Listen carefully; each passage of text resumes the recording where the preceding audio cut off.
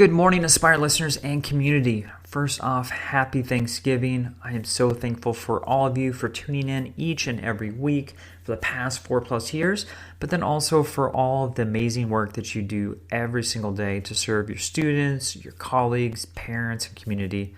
It is a true honor to be connected with you and to have you a part of my professional learning community. Today, we have an amazing guest, Kim Gameroz, as she dives into the world of social emotional learning. But before we dive into that conversation, I have a very special announcement. As many of you know, my wife Leslie and I are avid coffee drinkers. We absolutely love it. So for years, we've tried literally hundreds of different roasts and brands, and we really never found anything we absolutely loved.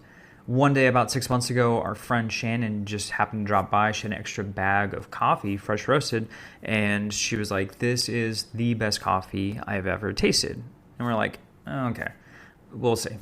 So the next morning, Leslie and I did what we usually do, which is a slow pour for our coffee, and start to taste it. And it was funny because without saying any words, we just happened to look at each other, and we both knew that this was the best coffee we've ever tasted. And we immediately got online and we ordered a subscription. And this has been the exclusive coffee that we continue to drink, which is Papa Rob's coffee. And the exciting announcement is that Papa Rob's coffee is the official sponsor of the Aspire to Lead podcast. I'm so excited about this partnership because of many different reasons. One, Rob is an amazing person and leader. His wife has been in education for over 20 years as a teacher and an administrator, and they have a true passion to serve those in their community, but then also in education. So I love that piece. They're a small family-run business here in North Texas, and they have a phenomenal product. Make sure you go to paparobscoffee.com. Check out all of the different things that they have. They've got subscriptions, they've got packages, they have a variety of different blends. Our favorite is the Espresso Papa Rob Special Blend. It's a dark roast. It's got such a wonderful flavor to it. It's smooth, but Rob's got a bunch of different blends from decaf to medium roast. There's a whole host of different options on his website, paparobscoffee.com, and then use Aspire15 for the coupon code to get 15% off of your order. And again, so excited for this partnership and just honored to have Papa Rob's as the official sponsor of the Aspire Lead podcast. Welcome back, everyone, to Aspire to Lead, where we will be discussing the visions, inspirations, and experiences from top educational leaders. My name is Joshua Stamper, and you can connect with me on Twitter or on Instagram at Joshua_Stamper. Kim, thank you so much for being on the Aspire to Lead podcast. Oh my gosh, thank you for having me. I enjoy you so much, and we're connected in so many different ways, and we've kind of talked about this before I even push record, but I want to mention our good friend who we both got a wonderful opportunity to contribute to his book, which is fantastic, Lights, Camera, Teach by Kevin Butler. And it was an honor to be a part of that book, but now meeting you, being connected, I feel like it's even a greater honor. Yes, absolutely. I think just the best of the best. He is one incredible educator, but I just love reading those stories from everyone in there. It's just, It's so phenomenal. Kim, I won't be lying here. I was downright giddy to have you on the podcast. And my listeners know that social emotional learning is such a big piece of my life. It's something that I believe in, I speak on, and I love talking to other folks that are just as passionate. And I would definitely put you in that category. Before we dive in, though, I would love to learn about your educational and leadership journey. Oh gosh. I mean, how long we got? As much as you need. Oh my gosh. Well, my background is in psychology. I have a bachelor's in psychology. And I thought at the time after college, I was thinking, I don't want to go back. I don't want to, oh my gosh, I'm done. I'm tapped out. And I started teaching dance. Dance has my heart and my soul. And I was coaching a high school dance team at the time and teaching competitive dance. And I was like, okay, I got to get into this teaching business. This is it. Get me with the children, get me with the teachers. I just love being in a school environment. So back I went to school, thought I was going to teach high school math. That was like my dream. And as soon as I started taking that test, that CSET test out in California, I thought, nope, this is not going to happen. So of course, I mean, I ended up going back and switching to multiple subject, thinking, okay, I gotta stick to this somehow. I fell in love with the littles. I really, truly fell in love with those little people. And I started teaching first grade. I was terrified of little firsties. I thought, absolutely not. But I love them. So with that, though, comes a lot of crazy and a lot of chaos. Although with dance and psychology and work with behavior and everything, I did my best to get us through the year every single year. But I felt like year after year, there were more and more kiddos that were coming into my classroom with autism, with ADHD, with ADD, undiagnosed something or other. Like you're looking at them and you're thinking, I know something's going on. I don't know what to do. And how do I talk to families? And just year after year dealing with that. And then seeing those same kids go on to that next grade level and seeing kids now eloping out of the room and down the halls and teachers, upset and crying. It just got to a point where I said, I have to do something. There's got to be a better way. And so I went to our speech pathologist at the time, who was a very dear friend of mine. And I said, what are you doing in your small groups? Because if these kids are getting pulled out to come and see you and work on skills, whatever these skills are, right? Like I'm not the speech pathologist. I don't know. There's got to be a way to bring that into my classroom.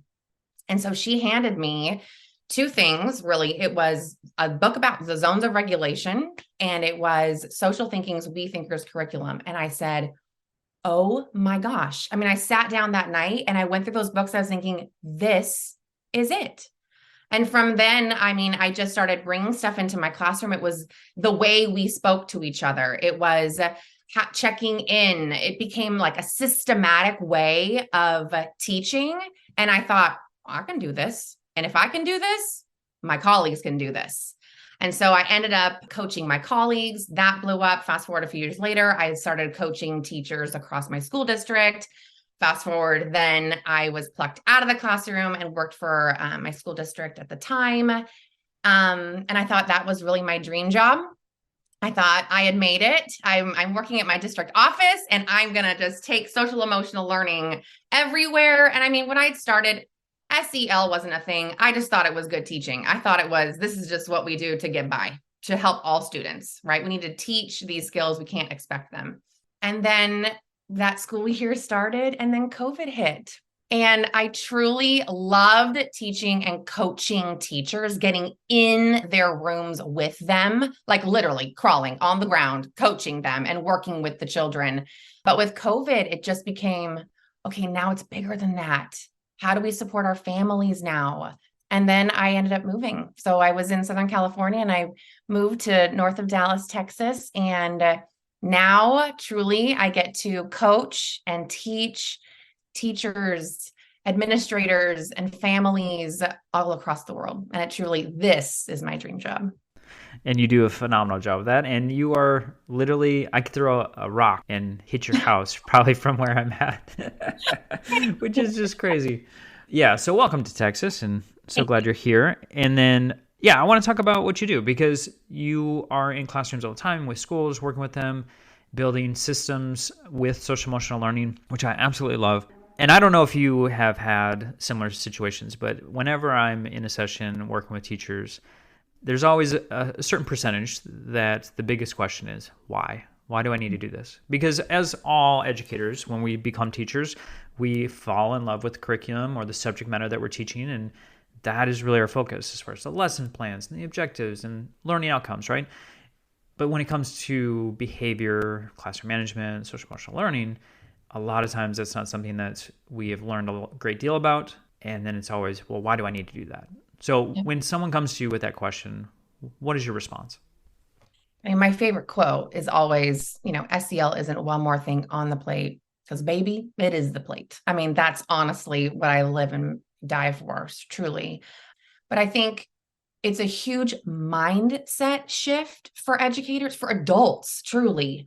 And really, we can't be expecting that kiddos just get it. They don't. Their brains are wired differently. And my favorite story that I always teach them is, when you think about your grandparents, your great grandparents, when they grew up, right, and they played with blocks And those blocks were trains and ambulances, and they moved those blocks around and they made the sounds and they're using their hands to play. And then fast forward, and our parents, their toys were similar. Fast forward again to us, it changed a little bit, but then with technology, it really changed. And so now those ambulance cars, they transformed from blocks to then like the little plastic ambulance or whatever it is, fire truck, and you press the button and it made the noise and it went on its own, right? So that we're taking away the hand motion, we're taking away the voice and everything, that imagination, all of that. And then now I always look at teachers, I'm like, and now what is it, you guys? All these babies being born, what is it? What's the ambulance now? And they all look at me and they're like, it's the screen. It's the tablet. And I'm like, yes, it is. Now they're watching it. They're pressing a button and they're watching everything. They don't even need to make the sound. They don't need to press a button. It's just like, boom, they're watching it on YouTube. And so when I look at them and say, is technology ever going to go away? And their answer is no, it's not. Well, then what are we going to do about it? Right? We really have to meet them where they're at.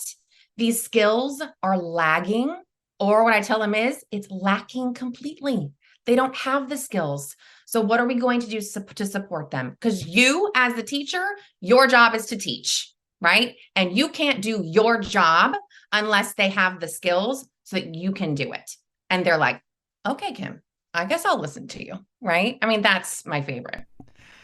I love it. And I'm thinking of like virtual reality, like as the next step, or AI and all this other stuff that our kids are going to be exposed to very, very soon, if not already, which is, what is the effect of that? So yes, the world that we live in is far different than even when me and you were growing up. So I think the next step then is, okay, so they understand the why, right? Mm-hmm. I don't have enough time in my class though. I have so many things to do. Like, how do I implement social emotional learning when I have all these things on my plate, right? So what would you say to that piece? Someone had said something, it just resonated with me so much. It said, when teachers have systems, they jump into them. And I was like, yeah, I can't run my day without systems. As a mom, I have systems in this house, right? And in our classrooms, we 100% live through systems. How do they come in the door? How do they put away their folders? How do they pick up their materials? How do they come to the carpet? It's all the things. And if you don't have systems, it feels like chaos. And I always ask them, how do you want to feel? How do you want to feel in your job? I don't want to feel chaotic. I want to feel calm. I want to feel happy. And so if social emotional learning is in systems, how's that going to make you feel? And they all go, okay, all right, sister, I got your number. And I think that is huge. I think when they, again, that mindset, that shift from, it's not a time of day, you guys. It isn't an SEL activity. It doesn't come from an SEL lesson. Your counselor doesn't come in and stay for 20 minutes and then leave the classroom. It has to happen all day long. It's what you're doing, what you're breathing by. It's the words that you're saying. That's social emotional learning. Okay, let's expand on that for a bit, because I think there's several misconceptions that are brought up quite often. I think you touched on one of them, which is like, oh, I have a set 20 minutes or a class period or whatnot to only do social emotional learning time versus it being implemented throughout the day. So what are some other misconceptions that you see through your time with your teachers in your schools? Well, I think what I teach them truly, what I love to talk about is there's like 5 things, you guys. There's 5 things that you can do in your day that's going to start addressing the social emotional needs of everyone. And the first one really is a morning greeting. Are you greeting your kids at the door, right? Are you getting down at their level and saying good morning and really touching in, right, with how they're feeling? The next one is a morning meeting. And morning meeting, here we go again. I feel like, how long we got here? A morning meeting is not just like a word of the day or a cute picture or a would you rather. And that's what we do, right? It's really being intentional. And I get my teachers to really think about what is going on in the day. What's driving you crazy? What part of your day is lining up? I just had a teacher client this morning. Her and I were talking and she said, man, PE was crazy last week. And the kids came in this morning, and they said in their feelings check-in that they were feeling worried about PE. And she said, so you know what I did? And I said, what? And she said, I was very intentional with my morning meeting time. And we set goals for ourselves. And we said, what are you going to do today during PE? How do you want to feel? And what can you do? So if we're talking like that to kids during a morning meeting, oh, that changes everything. Do you have a calm space in your classroom? And it's not just like a cute little fun spot, right? It's, do you need it? And how do we use it? What does that look like? What does that sound like? What does your body need? What does your brain need to support yourself? It's really teaching kids how to figure out what's going on in their body and what they need to do in order to cope and support themselves throughout the day. Are we adding in mindfulness? I mean, when I have kiddos moving around the classroom, it can feel chaotic at times. And when they come down to the carpet, I need to take a breath. And guess what? So do they, right? It isn't, again, mindfulness is not just, oh my gosh, I mean, it isn't putting on the yoga video and doing a whole long thing. I mean, if that's you, I always tell my teachers too, you do you. If that's you, oh, please, I embrace that, baby. But really, it's just taking a breath. And then that last one, that fifth one, is a feelings check-in, some sort of feelings check-in. Are you a teacher that loves Google Forms? Then great. Are you a teacher that doesn't want to look at data? Then don't, right? It could be as simple as walking in the door and tapping an image on how you feel, and also a strategy or tool that you're going to use to support yourself throughout the day. I want to touch on some of the feelings check-in and something I saw on Instagram, I believe, your mood meter. Yeah. Well, not mine. Wow. What's a mood meter? What is a part of that feelings check-in? Well, I mean, really, zones of regulation, that was the first thing that I saw that I thought, okay, I can do this, right? We can talk about the 4 zones, and it's going to be great for kids. They're going to really be able to identify, and then we're going to create a classroom toolbox of strategies and tools that they can use to support themselves. And as I started working with more and more educators, especially your 3rd, 4th, 5th, all the way up through 12th grade teachers, they kind of would like lean back in their chairs and be like, well, Kim, I mean, the zones, And so as soon as I saw Mark Brackett's work and Permission to Feel and saw him in person speak, I thought, okay, well, that's where you take them. That's the next step. It's talking about your level of pleasantness and your level of energy. And hello, 5th grade teachers, you teach graphing on X and Y axis. So like it's a win-win for everyone. And really, I think the most important thing is just diving deeper into it, getting more granular with identifying how you feel. And then really it is reflecting about the tools and strategies that you have to support yourself. Do they work for you?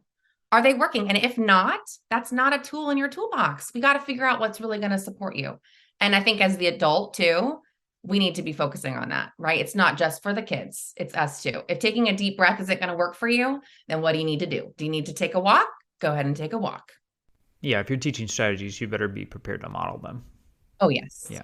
So I know with the implementation of these systems, one of the major things is how you communicate those expectations in the systems. So what are teachers able to do to make sure that it's going to go off and that everyone understands the systems based on common language?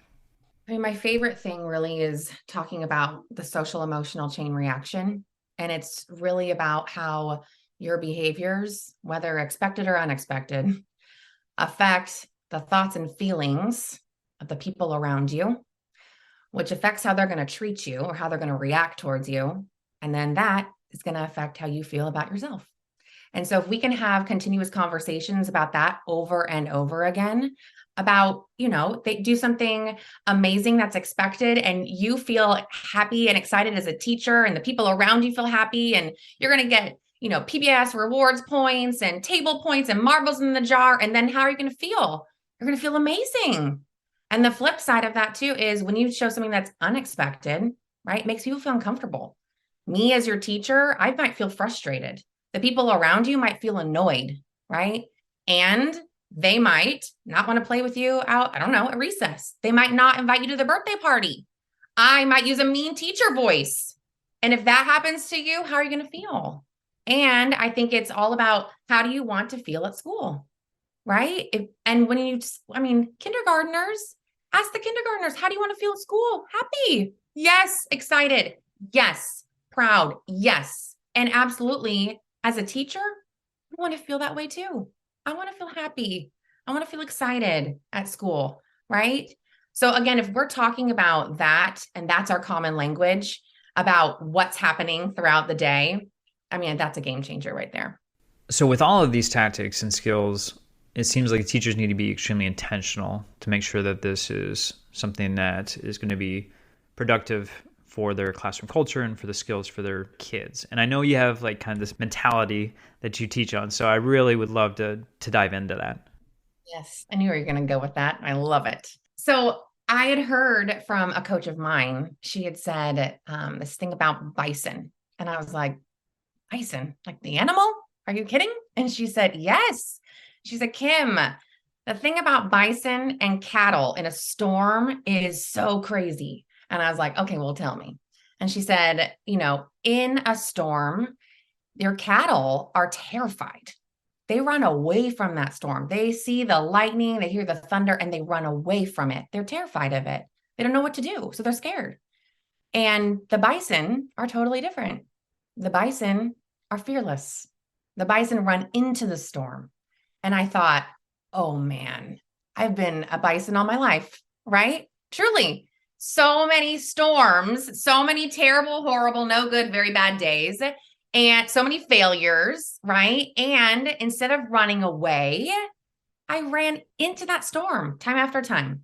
And so I thought, okay, well, what can I mean, I love a good acronym. Like, what could I possibly come up with? So bison to me and to my coaching community and my teachers and my schools and my districts that I work with stands for be intentional so others notice. Because when you are intentional with how you parent or how you're a friend or how you teach or how you lead, right?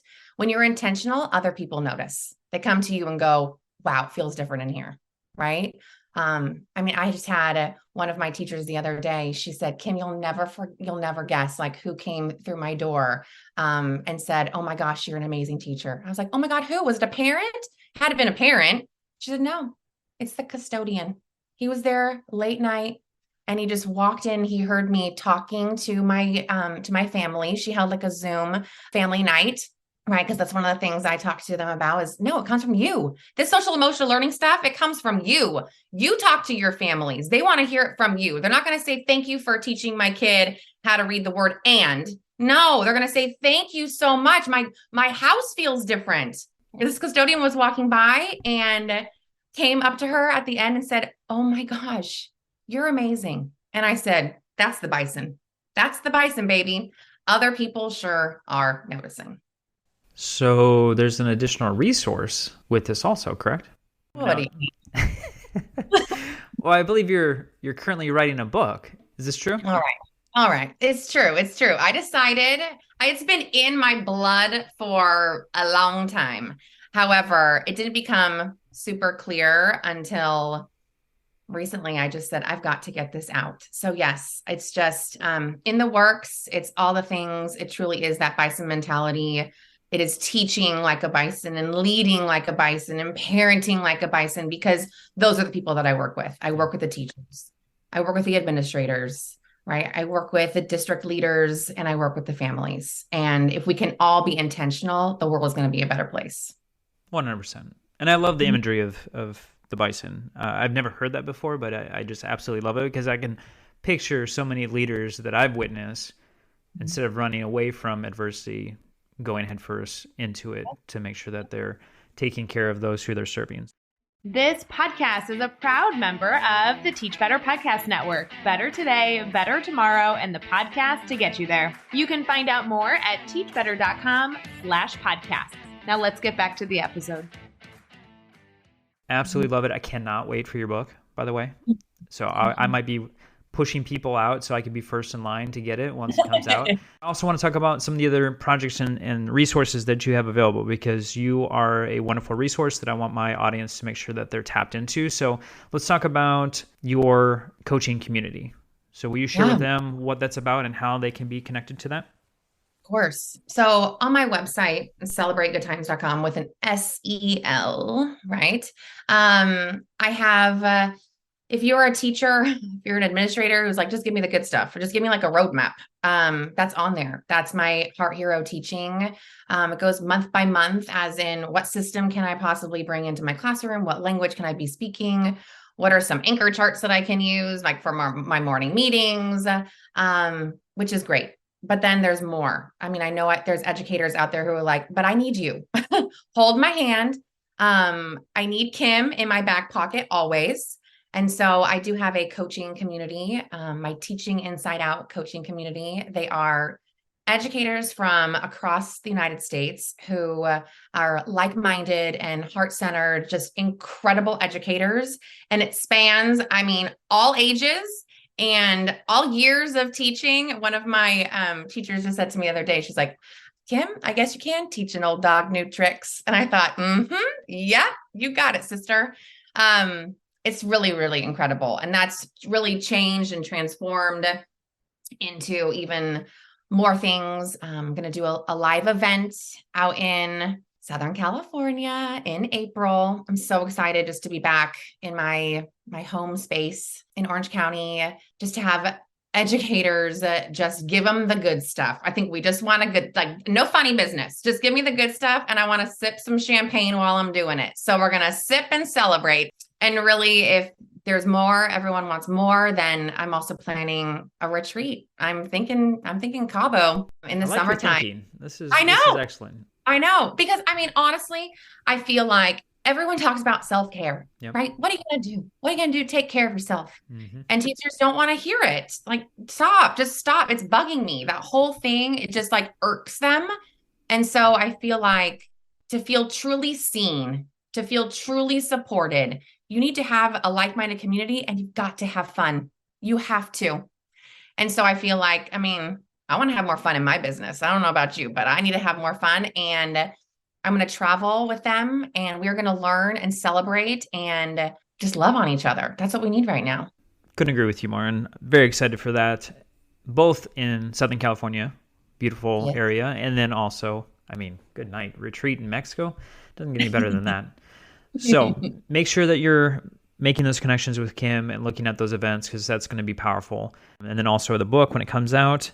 And then Kim, I'm gonna circle back to leadership for a second, because I know that's been in your background also. So I have two questions for you. First one, what is a piece of advice you wish you would have listened to?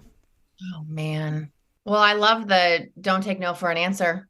I mean, I feel like I live by that. I've had so many doors shut in front of my face. And I feel like, again, that bison, like, oh, she's in there and she's not going anywhere. So I think also, I work with schools and school districts all over the place. And when I meet with an administrator or a director of education, and they're like, okay, let's just talk about SEL. What can you do? And I talk about, it's me. I'm getting down and dirty in there. You're getting all of this and everything else. And I feel like to some administrators, they get it and they're my people. And they're like, oh yes, game on, let's go. And for others, they want a quick fix. And I think when that no happens, right? Because it does happen and they'd rather go another direction. I have to continue to tell myself it wasn't meant to be, right? Anyway, so yeah, don't take no for an answer, but also it wasn't meant to be too. So for aspiring or current leaders in the world of SEL, if there's something they can do tomorrow or next week to start this process, I know a lot of folks, they realize this is a need on their campus, but sometimes they freeze because they don't even know where to start, because it seems like it's such a large topic and large project to start this implementation process. So if they're to even begin, where would you advise them to go? Well, number one, validate your teachers, because they're working their buns off. And I feel like you're not going to get anywhere until you tell them that they're doing an amazing job. So that's number one.